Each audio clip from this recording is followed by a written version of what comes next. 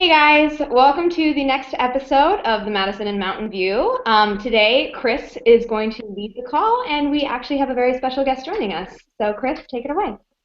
Sure. So on the call today, we have a friend and expert over in the European tech scene, Alex Pereira. He's uh, basically one of the founders of Tech.eu, a sort of publication focused on the European tech scene that tries to go a little bit more in depth on how it is that the ecosystem over there is evolving. And we thought it would be a really fun opportunity to talk about some of the differences and there have been some recent changes, for example, in law that I think would be good to explore. But as the European tech scene tries to catch up to the States, to understand how it is that individual ecosystems there and the continent as a whole are approaching all of these different challenges. So Alex, we had just been talking about specifically like those legal changes that we'd mentioned, and I thought it would be interesting if you wanted to go over a little bit, some of those changes within Spanish law, where they're both trying to promote entrepreneurship, but also, you had felt that there were potential burdens that weren't being seen with that same thing. Well, first of all, thank you guys for having me here. It's always a pleasure talking with you guys. Um, yeah, there's been a lot of changes in the past year. I think there's like two or three of them that are really important for the future of the startup community. One of them happened some months ago, which had a lot to do with the equity crowdfunding legal framework. So essentially, Europe has no idea how to do this, and specifically Spain also has no fucking clue how to do this. So what they did, basically, they replicated what the Jobs Act is doing in the U.S., and in the process, they just fucked it up. So essentially, a lot of the limits that made sense in the U.S. for protection for the investors, they just, Spain. You guys know that we've gone through a really hardcore episode of real estate bubble. So Mm-hmm. that okay, we don't want to create another, let's say, industry where people can put money and they can lose it all. So we'll super protect it. So essentially, in the process of super protecting the equity crowdfunding space, they just killed it because part of the laws were like, equity crowdfunding platforms cannot take money out of the transactions. So essentially, you just kill the business model of any equity You crowdfunding need a platform. platform that Yeah. that, that nobody's allowed to like make money off of. Yeah, exactly. And it's like, who the fuck thought this? Like, I mean, who went through this? And then, there's a lot of limits that don't make any sense because, when you recommend an investment, there's just not enough people to invest with such a low cap on the kind of investment. That's one side, and we kind of fought that one. They redid the law. The next one came pretty recently with what they call the exit tax, which is it's more of a mixture. So Spain has been having changes of the tax and corporate tax law for the past 2 years. So they've been adjusting it depending on how much money they needed to tell Europe that Spain is okay. We're taxing a lot of people, so we're making a lot of money, so we're not in debt. Now, at the same time, they were promising everyone else, don't worry, this is just gonna temporary measure, so we're gonna lower taxes afterwards. So that has actually happened. That's the change of the new law is they're lowering taxes, they're lowering corporate taxes, they're lowering personal taxes, personal income taxes. But in the process of doing that, they added this new law or this twist to the law that said something like, this is great, but if you ever go outside of the EU and you own more than 25% of your company, then you'll have to pay taxes on the difference between the amount of money or the original value of the shares and the current value of the shares, which essentially is like, okay, so if my startup that has nothing, that I started Yeah. paying like €1, $1 per share, now I just received the investment from the U.S. and they made me move to New York, so I'm having taxes there. then the Spanish IRS is going to go like, oh, okay, so your company was valued in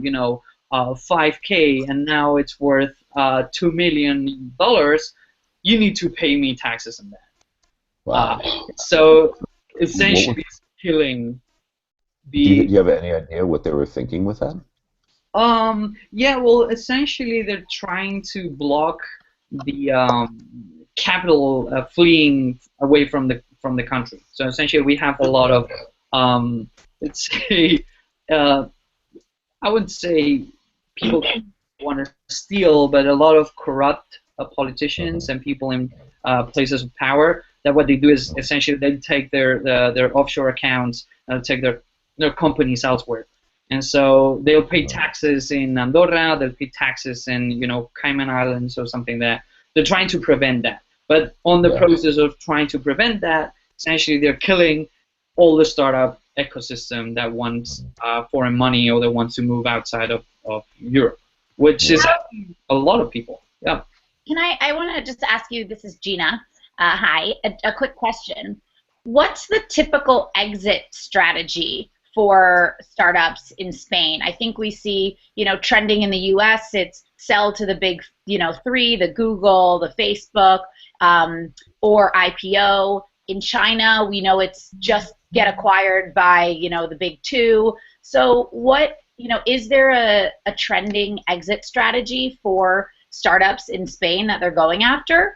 This is actually a great question. I would say there is a lack of strategy. So it's like whatever the fuck you get first. So if you manage to get, calling at your door, hey, let's sell it to Google. No, but now it's a good question because there's actually not a specific trend. We've seen a rise of IPOs in Europe this year. They're not going that well. It's a so-so market. So some people are trying actually to get U.S. funds to actually buy them, and so the U.S. fund basically are the loan owner of these companies. Some others are selling it to Google's, to Microsoft's. I mean, you see a little bit of everything, but nothing that's really that you could say this is actually a trend. I think people are just like scrambling and trying everything they can because, depending on the month and depending on the day, some things work, some things don't, and these things change really fast. So suddenly everything is about IPO, and then you have like very recently one of the only tech companies that IPO this year in Spain. That's called eDreams. It's in the tourist industry. They had to hold the trading because they were spiraling down. So, and this happened in like what month? So suddenly anyone else that wanted to go IPO, they suddenly that door just shut. So it's well, that would definitely contribute to a lot of entrepreneurs trying to take their ideas to other markets. If you don't have an exit in sight, it's a bit, it's not very motivating if you're not seeing a ecosystem and an economic environment that's supporting successful technology startups. What's there to build towards? So I think that's probably that's a good point, and we just released TechEU, the last M&A report, and you can see every single quarter the largest buyer and acquirer of startups in Europe is the U.S.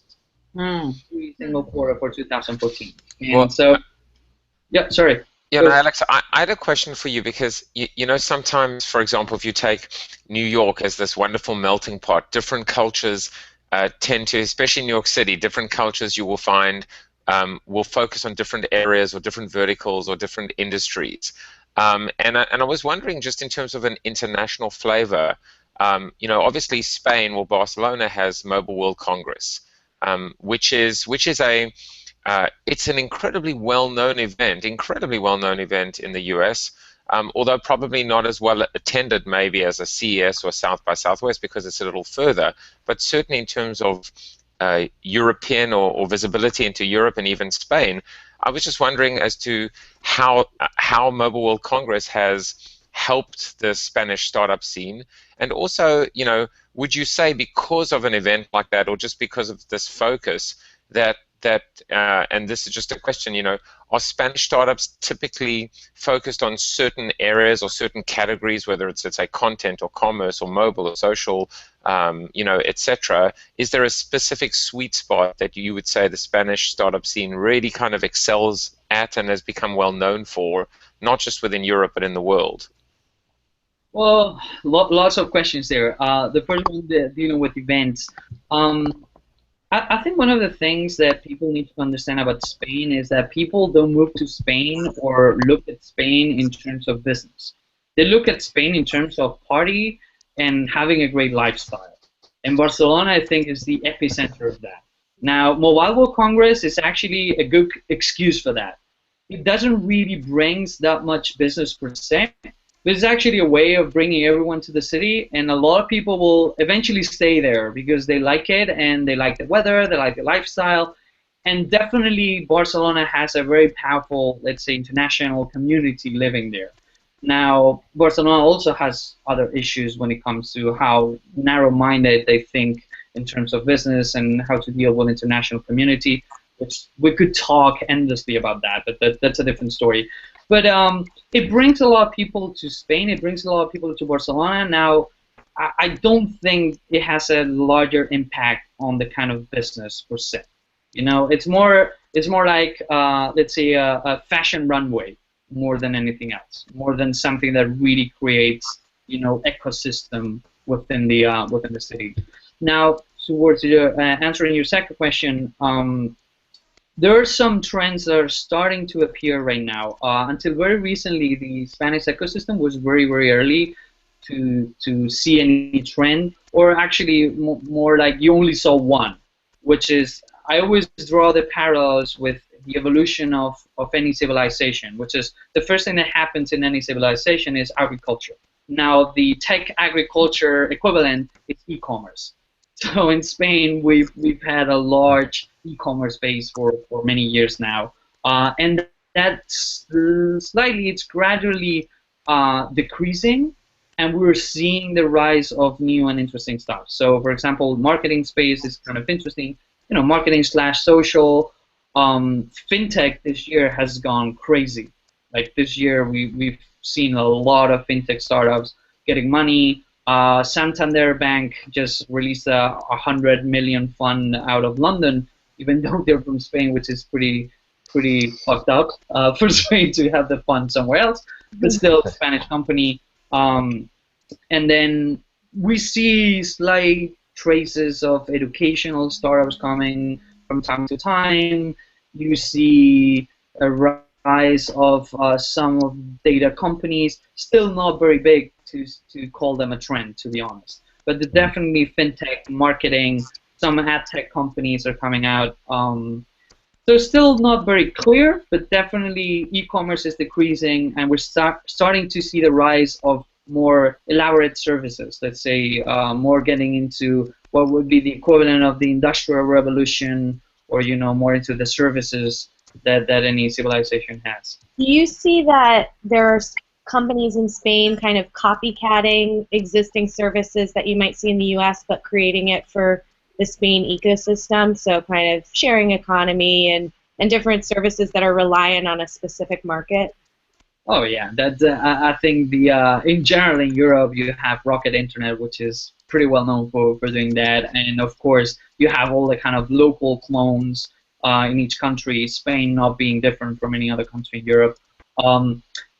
I think something that people from outside Europe still don't see, and even people in Europe don't see clearly, is that Europe has a set of problems that are very different from the US. Now, which means that even when you do copycats, the adaptation of these companies or these models to Europe is quite different to what you would expect in the US.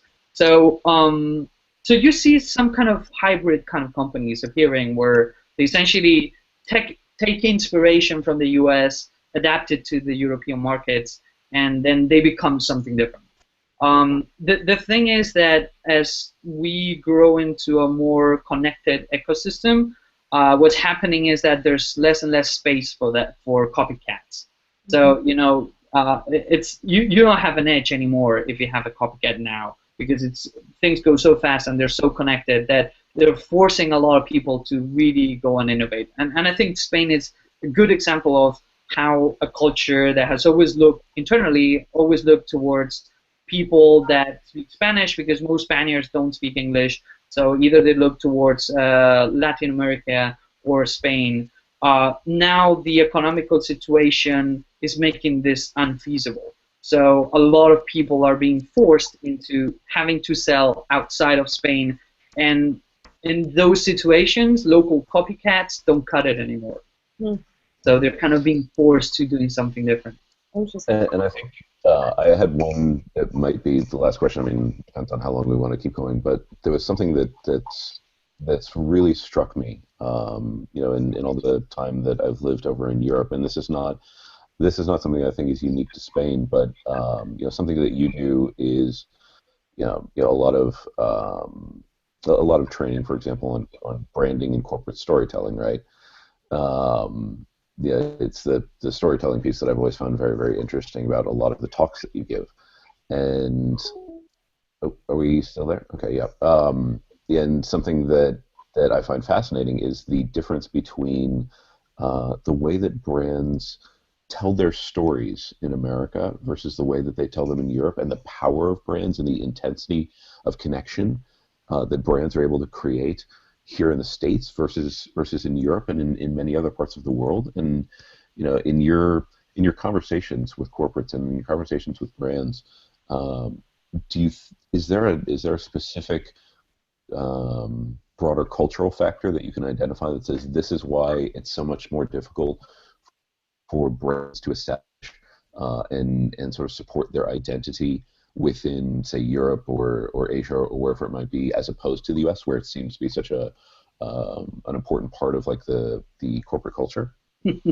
That's a great question. To be honest, taking the broadest perspective to communication and storytelling and branding, there's really no difference. If you take the bird's eye view, because we're humans, and to be honest, anywhere I go, people are fucked up when it comes to communicating with themselves and with people around them. No matter where you go, everyone has issues and troubles with this. Now, it is true that in the U.S. there's a bigger culture of working out that part, especially when it comes to brands and personal branding. That there's a lot more, let's say, effort put into that than in Europe.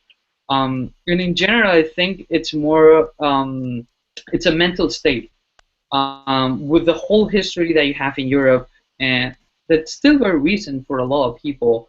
And I see, for example, this in Spain. It's very interesting to see how even when you have good products, even when you have good brands that are doing fantastic stuff, they still do not believe they can do it. They still believe they're not good enough.